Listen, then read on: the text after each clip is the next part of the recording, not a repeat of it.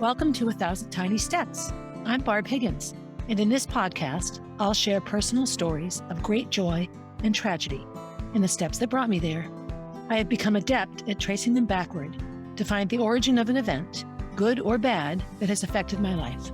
I have gone from being on top of the world with Division I All-American success to being unable to get out of bed with the grief of losing a child, and everything in between. I am painfully honest, which can make people uncomfortable, but discomfort brings growth, and oftentimes, tragedy brings joy. So, tie, buckle, slip on, or lace up your shoes and join me as we begin our 1,000 Tiny Steps. Hey everybody, Barb Higgins here, welcoming you to episode 59 of 1,000 Tiny Steps. So as is often the case, I start and stop, sometimes several times in recording podcast episodes. And I've started and stopped this one several times because I felt like I was just rambling on and sort of talking about boring things. And it made me just sort of sit back and reflect a little bit on the purpose of my podcast, why I'm sharing stories from my life, why I feel that the normal parts of my life are boring and seem rambly to me, and just how I was feeling about the whole thing in general. So I stopped. And I put the podcast recording aside, and I have the whole day to myself. I have a meeting with my editor in about an hour from where I'm starting this. So I'm a bit under the gun now to be efficient. But I went back and relooked at things. I looked at other episode ideas. I went into my Slack and my Asana, two tools that I use in this journey of mine to stay organized, and watched some helpful videos that my editor sent me. I relooked at goals. I thumbed through things I had written down. I just sort of recentered myself a little bit. And one of the things I watched was a summation of a book called Atomic Habits. Well, this is a book that it's actually a really wonderful book. And I started reading it months ago. And of course, I'm halfway through and I have not finished the book. I need the book. My ever-intuitive editor sent a YouTuber a video of someone that read the book and then sort of summarizes the book and goes through some of the key points of the book. It was awesome. Just what I needed. But what came to mind for me is a couple of things. And I'll go back to my former principal, Clint Cogswell, and how he said that if I compared teaching children to coaching runners, I would improve as a teacher. And so I began to do that, and I improved as a teacher.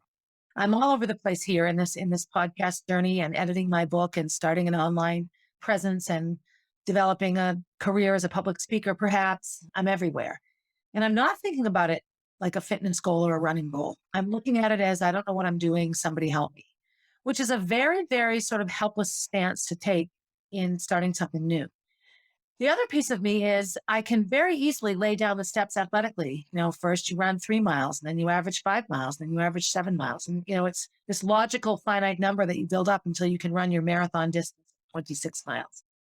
When it comes to all I'm doing here, I feel like it should all be done already. Like it should somehow be better. And I have a hard time figuring out in my new life, what is a 3-mile run? Is a 3-mile run spending an hour a day working on all of this stuff? It's hard for me to sort of wrap my head around it. What does this have to do with episode 59? Well, episode 58, as you know, was really somewhere after I graduated high school in the first semester of my freshman year in college. And it was a time of transition for sure, but it was a really normal time of transition. As difficult as my life has been, and as much as I look back on myself and look at myself as damaged somehow by what has happened to me and the decisions I've made, I had a pretty normal time. And this episode is going to quickly finish my freshman year and really jump into my sophomore year of college, which, like my sophomore year of high school, had some tremendous gains in it, unbelievable gains and growths. And actually nothing too damaging, no highs and lows really, mostly just highs. My sophomore year in college was a wonderful time. And so I'm just going to walk through that experience for myself. Part of that is I became a Division I All-American. That isn't something that a lot of people can say they have done. And so that was the year that I did this. And so this podcast will include that experience, which was a pretty significant experience. It's also just a chance for me to reflect upon the fact that I am hardest on myself. And sometimes if I'm too self-critical, I quit. I just stop. What does it matter? I don't care. And I take that very, very defeatist attitude. And I know that we all do that. When life gets hard, sometimes it's easy to just sit back and say, fuck it. I don't like being that way, but sometimes I am. And I'm so willing to believe the people who are awful to me. I could have 50 people comment to me positively about a podcast episode, or a CrossFit workout or something I've done, and one negative comment from Roy when he was in my life, from Robin when she was in my life, and I was ruined for days and days and days. I look for, the buildup and the compliments and the you're doing awesome, sometimes from the people I know aren't going to give it. And what's behind that? And I think sometimes we all do that. We're so much more willing to believe the one negative comment as opposed to all the wonderful comments.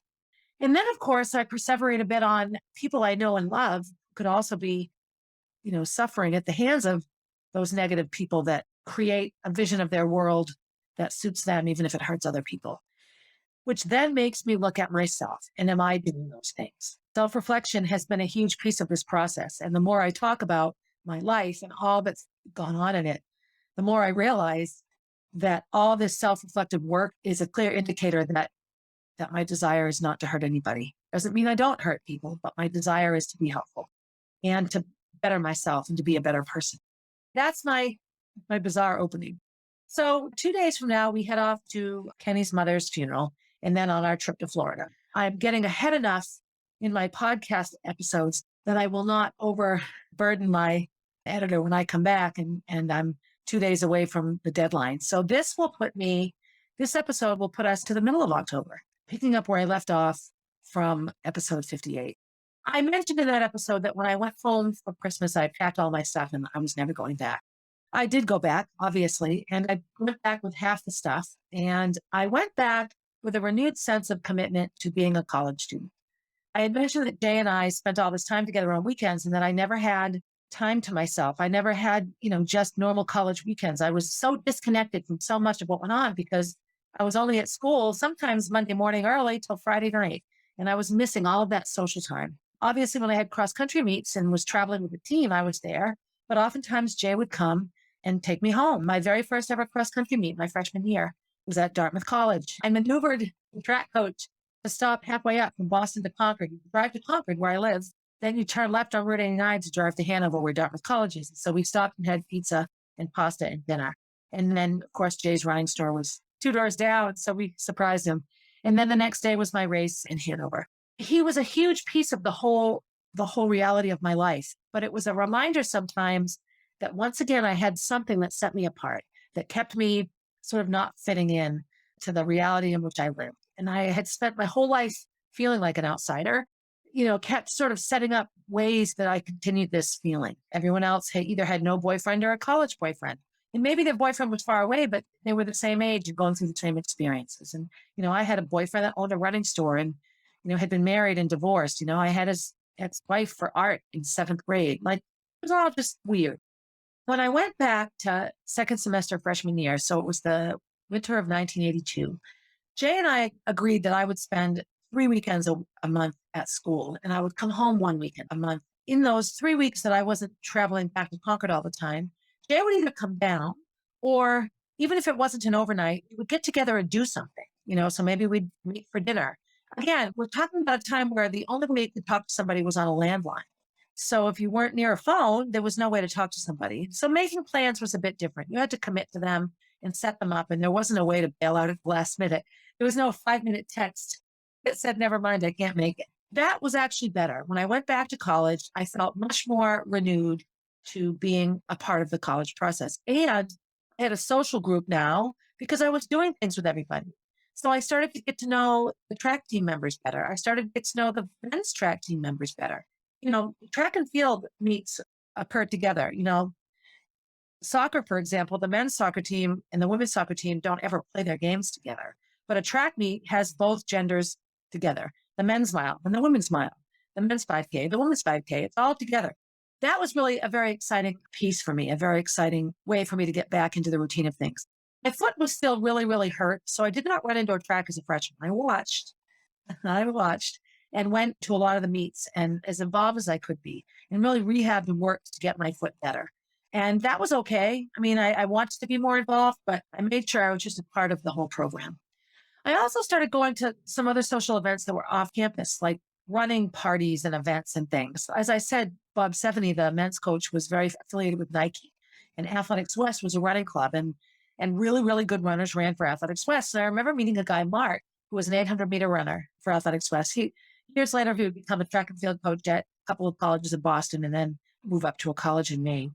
And we've maintained contact over the years, but he was sort of the first person I met that I thought potentially I could have a romantic interest in. And again, 5 years older than me, already out of college. Like I just seemed to choose all the time people that were ahead of me in life or older than me. And that relationship never really took hold. It came and went and came and went. But it was a much more normal feeling. I started going to track team parties and meeting the sprinters and the jumpers and the throwers. And that was a lot of fun as well. I would say, as much as my running was frustrating the rest of my freshman year, I felt better about everything. I felt like I fit in. I felt like I was living the role I was supposed to live. I lived in my dorm. I made really good friends with a boy named Todd Huntley. Hi, Todd, if you're listening out there. He lives in Kansas, I think. We took German together and we became really good friends. We went to the movies a few times. We always called ourselves Continental. He reminds me of a friend of mine I have here, Paul Brogan. Todd was just so classy and so funny, and he loved movies. And we went to the movie Reds together, and we just did these fun things. We introduced me to the North End. Here's somebody from Kansas, and he introduces me to these fancy restaurants in the North End. It was a wonderful time. And we hung out together. He didn't come back to BU, which broke my heart, but he was just a really fun part of what I remember of my freshman year. Adam Horvitz, Beastie Boys singer, lived in my dorm at BU freshman year. At the time, it meant nothing to me, but in the years since then, it's like, oh yeah. The rest of that year was much better. I finally sort of felt like I fit in. Spring track arrived, outdoor track. I was running enough that I was put into a couple of meets. I remember feeling badly about it because it ruined my chance to redshirt the season, which is fine. didn't run indoors, so I knew that should I stay a fifth year, I could have another chance to have that indoor track season. The way that NCAA eligibility works is you have 4 years of eligibility and you have 5 years in which to complete them. If you have an injury and you sit out, it's called redshirting. So I redshirted indoor track and I ran a few meets of outdoor track. But I started to get fit again. So when I left freshman year and came home, I was feeling much better about my role as a runner at BU. And I continued racing into the summer. I wanted to have some sort of season. I wanted to do well. And so I sort of made the mistake of having Jay, who I was dating at the time, train me, write out some workouts and coach me. And I went to Canada and ran a track meet. I ended up getting tripped in the race and falling down. I'll never forget. I was so disappointed because I was running really well and I just wanted to vindicate myself. And I couldn't seem to make it happen. And I ran the 1500 and tripped and fell and had to get up and keep going. And I remember this was not a healthy thing in my relationship with Jay. And he got very upset with me that I didn't do well. He was angry. And, I didn't mean to fall, but, in his mind, I just wasn't focused and all of these things were happening. I ran some track meets in Boston. I ran some all-comers meets and a track meet called the Kendall Women's Classic. That will always have a warm place in my heart. Marty Che and I went to it together. She came with me one year. It was at BU. That was the summer between our junior and senior year. It's funny because we sat on the track right outside of the dormitory we would both live in 2 years later and talked about who would want to go to college where your track was under a highway and your dorm was a high rise. And we were there 2 years later. I remember we reminisced about that. But I ran in that meet 3-4 years in a row. It was a wonderful meet put on by Con Ventures and a woman named Dusty Rhodes. No lie, that's her name. She was terrific. All of that came along. I was in a much more regular sort of mind frame and I was healthy again. My plantar fasciitis in my foot was gone or manageable anyway. It probably goes away once you get it. I ran in the summer and then I took time off and then I started the distance in the building for cross country. So when I came back in the fall of 1982 as a sophomore, my parents brought me and dropped me off. I remember my dad walked to Fenway Park and bought a ticket to go in and watch the game. That's how easy Red Sox games were to get into back then. They weren't doing so great. I moved back into Rich Hall and I moved into a room, but I didn't have a roommate, although it was a double. But I didn't want to live there. I had signed up for an apartment and then I had taken my name off the list. And I don't remember the details of why. Maybe perhaps I thought I wasn't going to go back. I don't know. I panicked though. And so I ended up going to housing and somehow talking my way into an apartment.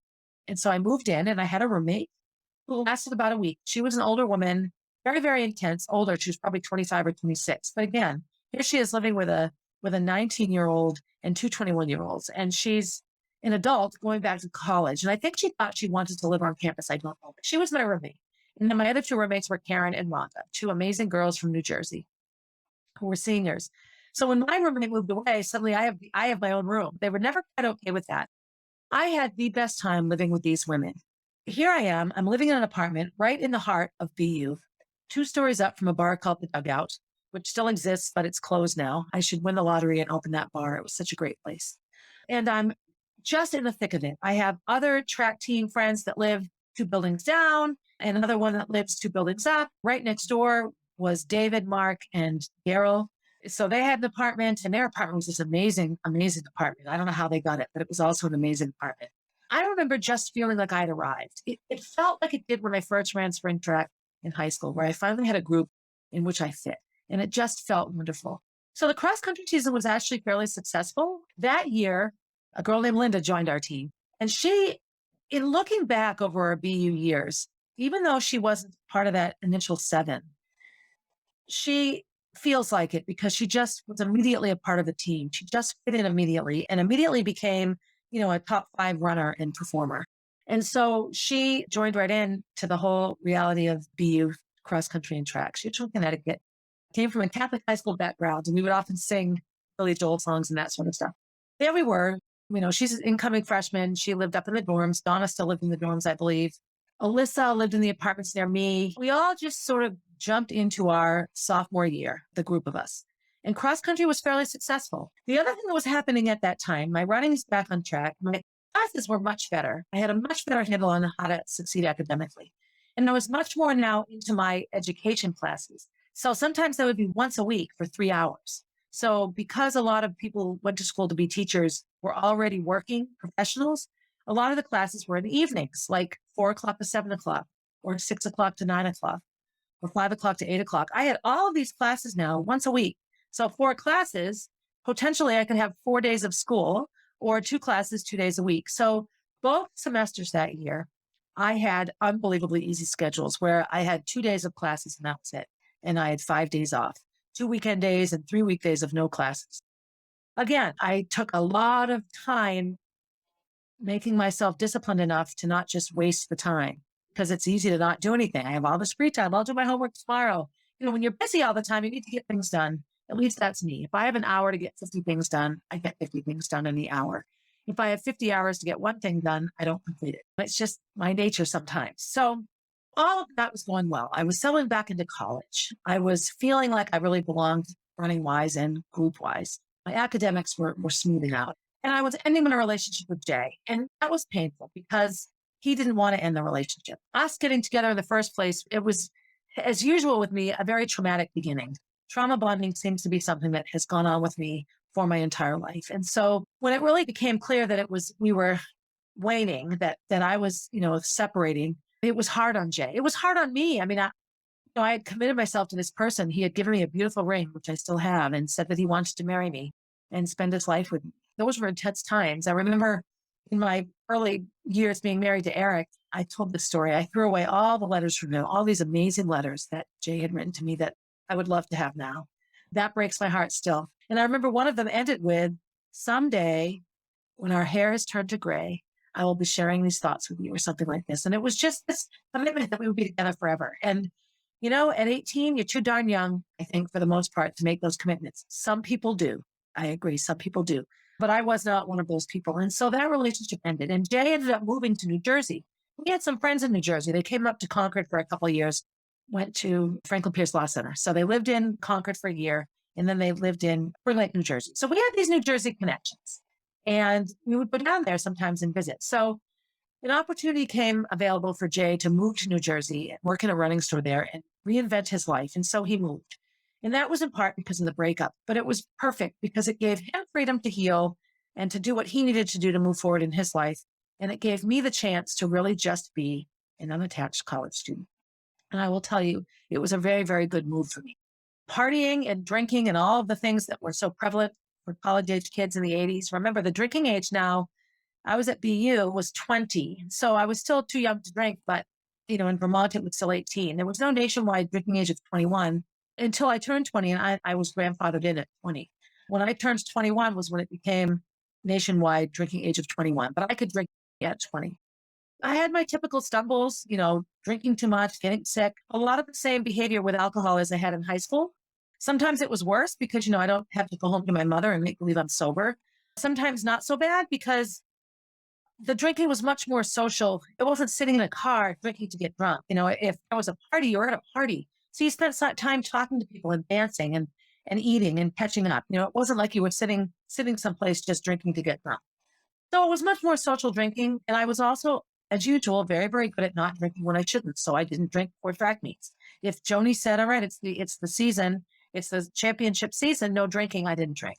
So I made it through that cross country season relatively healthy. I do remember I oftentimes would hurt myself in the fall. I started every fall healthy. And I think 3 of the 4 falls ended up injured. Indoor track came. And remember, my freshman year, I had not been able to run. And so I could not wait because I really am a track athlete. And I had not shown anyone what I was capable of yet on the track as a BU runner. I felt like a failure in so many ways. And so the winter of 1983, everything really started to click for me. I know that Joni was getting a lot of her workouts from Bob Seveny, and he was, coach extraordinaire. She also is a student of the sport. So she was learning and learning and learning. And so I went through lots of training over Christmas break. I ran a couple of track meets at Hanover at Dartmouth Relays and those things before even getting back to college to BU. And the winter of 1983 was my best season ever as an athlete at BU. So it's sort of sad now to know that my sophomore year indoor track season was one of my best. I had other very successful seasons, but that one stands out because I made All-American. So a lot of our track meets were at Harvard University, which had a beautiful track. And this was no different. So when I think back to this track season, I think of Harvard and I think of that beautiful indoor track. And I ran a distance called 1,000 meters in 80 yards or 800 meters, which is a half a mile, and then 200 meters more. So if you're on an outdoor track, it's 2.5 laps. And that's the distance that I ran for this race. So you had to run an 800 and then keep going. And so I remember training, and this was the event that I was closest to qualifying for indoor nationals in. I considered myself a miler, but I really was still a good chunk behind runners of my ability in the mile. As much as I loved it, my 800 times were okay. Probably had I focused more on the distance, I would have been a much better 5K runner. But I really fancied myself a 4x4, 4x8, 1,500 meter run, a real middle distance. That was my role on our team. It was at the Easterns, and I ran 1,000 yards. And I remember going through the 800 in 2 minutes and 13 seconds. So that was my personal best in the 800 at that time. I didn't run that fast. And I ran like a 2:32 in the 1,000-yard run and qualified for the nationals. And it was the happiest day of my life. There was a restaurant, it's still there actually on Comm Ave in Boston, called T. Anthony's. It's a pizza place. Steak and cheese subs are amazing there. And we would often eat there after track meets. And so I remember the track team going there. And there were a handful of us that made it. Julie White made it in the high jump. There were a couple of throwers that made it, and I made it in the 1,000. So it was amazing. It was just this huge accomplishment for me. I remember it was on ABC Wide World of Sports. My grandmother, we went to watch it. And when I showed up at my grandmother's house, she had her little camera so she could take pictures of the TV when I was running on it. Oh my gosh. Because there was no such thing as a VCR then. This is what I'm talking about. There was no recording something on TV. If the TV station only showed it live and didn't record it, it was gone forever once it was over. So of course, this was a recording. I probably could find it somewhere. So I went to Detroit. The Nationals were at the Silverdome, which no longer exists, a big indoor sports facility that was in Detroit, Michigan, and ran 1,000 meters. And I got fifth. And I think there were 9 or 10 of us that qualified. And in track and field, the top 6 in an event who are American earn All-American. And I think everyone in my race was American. I think anyone now can earn All-American. You don't have to actually be an American citizen. I think it's just your place now. I think that was a process. So I was an All-American, a Division I All-American. I was Boston University's first female Division I All-American. Joni Benoit Samuelson wrote a book, and that's in there. I'm going to give myself a Hall of Fame plug. Not in BU's Hall of Fame, but that's okay. So I remember coming home from that and just feeling like I had arrived. And then going into spring track, I had some ups and downs. I had a hamstring and hip sort of soreness and injury that got in my way a little bit. I ran, but I continued to improve.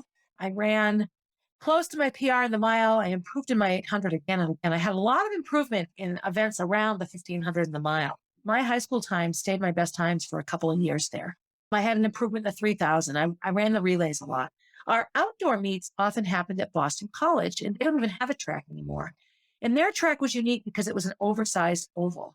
But what being All-American did for me, confidence-wise, and as an athlete in the eyes of the administrators at BU and all of those in the track community, was tremendous because I suddenly felt like I'd earned my keep. I did it. I was worth the scholarship. Marty and I of that seven, Marty and I were the only two All-Americans. She would get it the following fall in cross country. So she was the second female All-American to the year. Two New Hampshire girls, the good, the bad, and the ugly. It's me and Marty all the way sometimes. As much as I struggled in the spring, I did have a good season. I remember this was the first time I ever went to Philadelphia to the Penn Relays. If you're a track and field fan and you're listening to this, you know how big that track meet is. And I ran the 3,000. I got put in the 3,000, which was fine. That was all right. I don't know that I did very well. I do know that I had such a good time. I loved it. I loved running in it. I was excited to be considered, good enough to go. I went a few more times to that track meet. It was awesome. So good. So I finished my sophomore year and now I'm an All-American. So the other big piece of my sophomore year before I get into summer is David. So, I talk a lot about how life has brought me to terrible people that have hurt me and been hurtful. And sometimes it's the accidental luck of the universe. I think sometimes the part of me that's broken looks for the dangerous people. The part of that's broken in the dangerous person seeks out people like me. And I hope that makes sense because some of my most upsetting and damaging relationships, I'm the perfect person for people that treat their significant others or their children or their family members that way. David was as good as they come. We knew each other just because we ran together. Also, he came from a town right outside of Boston called Newton. And as the track team started to spend more time together, David lived in that really cool apartment that was right next door to my apartment. So that year, the social hub of the track and field team was at 714 Com Ave. It was famous. We used to sing 714. Anyway, as wild and crazy as I was, and I had a bit of a reputation for drinking too much and being that girl sometimes at parties. I kissed a lot of people in college. There was also a part of me that was just incredibly tender, and I really liked David. And I liked him for a long time, even from the very beginning when we first met as freshmen at our running camp. You notice people, but you don't do anything with it because you're not ready and they're not there for you or whatever. But I really, really liked him. He was just a kind person. Now, the tricky part is the track and field community is small, so I had spent some time sort of on again, off again dating the brother of one of his best friends who was his roommate. And so that wasn't a secret. People knew about that. It's one of those things you have to sort of live up to or live down your reputation. And I enjoyed being in a relationship and I really, really liked David. And so we started sort of spending time together. And it was the weekend of New England's, February 20th, 1983. And New England's were in Connecticut. And I don't remember all the details. I just do remember that we decided that we would become boyfriend and girlfriend. And it was one of those romantic weekends that I'm not going to go into details here, but it will stand out for me forever and always because it was in actuality the first normal, healthy relationship I had. David wasn't 10 years older than me. David wasn't my biology teacher. He was just a really nice guy. And we started dating and I always felt like I couldn't believe he wanted to go out with me. It was one of those things. David was very quiet and shy. Sometimes maybe in public he was quiet and shy, but among his friends, he was as much the life of the party as anybody. And he was an amazing runner. He got so close to 4 minutes, 4:01 in the mile. He was unbelievably dedicated to his family, still is. Now, one thing I love about his family, and I can't talk about the whole relationship because it didn't happen in my sophomore year, very, very family oriented. I love following his siblings on Facebook. And I'm still friendly with a lot of people from that relationship because we were together on and off for over 7 years. And then we reconnected maybe 10 years later after that. So he was a huge piece of what's okay in me. And we got to know each other that spring. And so from February, the end of indoor and all of outdoor, and then into the summer, we became close. It's just such a happy time for me because it was just so regular. And the parts of me that always felt so broken, he in that relationship was something that made me feel like I was okay. So I go home for the summer, and it's the summer of 83, and I'm working for Parks and Rec, and my friend Sally's home, and she's got this wonderful boyfriend. I think his name was Ted, and he's in the Midwest somewhere, and she's here. So we're both in Concord, and we just miss our boyfriends, and she was working at a day camp at the Y. And so we were just super busy all the time. We'd run together at night, sometimes in the pitch black, Sally and I. And I remember it was 4th of July and David had made these plans to go away with David and we went to the Cape. And it was this amazing thing because I didn't know about Cape Cod at all other than cross country camp. And, when you grew up in the Boston area, going down the Cape is a huge piece of your life. I had a chance to do that. And I remember leaving and I didn't tell Sally I was going. And she came over, cut through the backyard to go running with me. And my mother's like, oh, she's gone for 3 days. And she was so hurt. And there was no way to call. There was no phone number for her to call me. I was on the Cape, and David and all of his friends rented these little cottages. There were these little dumpy cottages. They were awesome. I'm sure they don't exist anymore. I'm sure there's some big giant mansion there now. It was called Pinewood Village, and it was in Harwich. And we would go down there. We would basically sleep in my car because I had this giant car at the time. This Delta 88 will be a ridiculously huge car. That was summer of 83, but I felt bad for Sally. When I came home, she was upset with me. I don't blame her. How can I blame her? That was sad for her. And Sally and I spent a ton of time that summer together. We ran together every day. She was improving so much as a runner. If you can talk of an athlete that gets the most out of their genetic box, Sally Zach Enderstadt is that person. She was an amazing gymnast. She was a figure skater and worked really hard at it, and then found gymnastics. And she was able to go off on a gymnastics scholarship to college. And she had injuries that ended the gymnastics career. And so she began running. And then she ran collegiate track for Southern Illinois University. And then she got into cycling and made 2 Olympic teams. And then she married an amazing skier. We lost contact for a long time later, but she got big into Nordic skiing. And I'm quite sure she was probably pretty darn amazing at that as well. She really is the exemplary athlete. She just has a body that's made to be athletic. I think I do too. I'm talking about it when I realized, okay, people could say that about me as well. But we spent that whole summer together. So I would go down and see David and come home. I had my Parks and Recreation job. We'd go running, and the World Championships of track and field were on the summer of 1983. And so, of course, it wasn't like now where things can stream on the internet and YouTube. There was no internet and YouTube. And so you had to watch it on network television. And with the time change, the races would be on like at 11 at night. And so we started running at night. We didn't go running until late at night so that we'd be awake, so we could watch the track meets. Or they'd be on at the time in the evening we'd run, and then we'd have to go running afterwards. A super, super fun summer. I stayed super committed to David. That was just a really, really important summer for me. I do remember Sally turned 21 that summer and I turned 20. We connected with a group of friends. And actually, it was right near Amesbury, Massachusetts. It was in that whole area. So it's funny, I'm so connected to it now. And we told our parents, okay, we're going out for the night. And we didn't come back for like 2 days. Just hooked up with a group of friends. It was like one of those serendipitous things where we just connected, and then we ran into people we knew, and we ended up having this pretty fun, bingy sort of weekend. It was a blast. And that was me turning 20 and Sally turning 21. And then off we went back to college and back to our respective lives and what awaited us, and off into my now would be my junior year. When I look at timestamps and how I mark time, when I packed up my dorm room and took everything home with me in December of 1981 to the summer of 1983, so 18 months later, a year and a half, so much good happened, so much good. I was able to extricate myself from a relationship that wasn't bad. It just didn't lend itself to what the life I was trying to build. I found and fell in love with a wonderful human being who I'll talk about a lot in the next couple of episodes, and started this amazing relationship. It cost David a lot of pain. I will preface it with that. And my running turned around, and I suddenly felt like I deserved the scholarship I was getting. Junior year brought with it a lot of changes, and I'll get into that a bit, but just a little preface.